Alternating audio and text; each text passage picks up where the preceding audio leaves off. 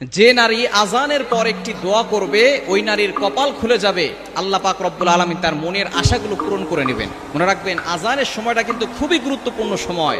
এই সময় কিন্তু আমরা অনেকেই দোয়া করি না, এই সময়টা হেলায় খেলায় নষ্ট করে দেই। আজান দেওয়ার সাথে সাথে আমরা আজানের জবাব দেওয়ার চেষ্টা করব, এবং আজান দেওয়ার সময় কিন্তু আল্লাহ পাক রব্বুল আলামিন বান্দার দোয়া কবুল করেন। যখনই আজান দেওয়া হয় তখন আসমানের দরজাগুলো খুলে দেওয়া হয়, তখন বান্দার কথা সরাসরি আরশে আযমে গিয়ে নক করে এবং আল্লাহ পাক রব্বুল আলামিন তার দোয়াগুলো কবুল করে নেন। অবশ্যই আমরা এই আজানের সময় দোয়া করব। নবীজি সাল্লাল্লাহু আলাইহি ওয়াসাল্লাম জানিয়ে দিয়েছেন, এবং আজানের সময় সতর্ক থাকাও দরকার। মা বোনদের এই আজানের সময় সতর্ক থাকতে হবে, কারণ এই সময় যখনই আজান দেওয়া হয় তখন শয়তান, আজানের শব্দ যতদূর পর্যন্ত যায় ততদূর পর্যন্ত শয়তান পালাতে থাকে। হাদিসের ভিতরে আসছে শয়তান পালাতে থাকে, এবং কুকুর এই শয়তানদেরকে দেখতে পারে, যার কারণে কুকুর ঘেউ ঘেউ করে আওয়াজ করে। দেখবেন আজানের সময় অনেক জোরে জোরে আওয়াজ করে কুকুর, কেন? তারা শয়তান দেখতে পায়, যার কারণে তারা এইভাবে আওয়াজ করে। এই সময় নারীরা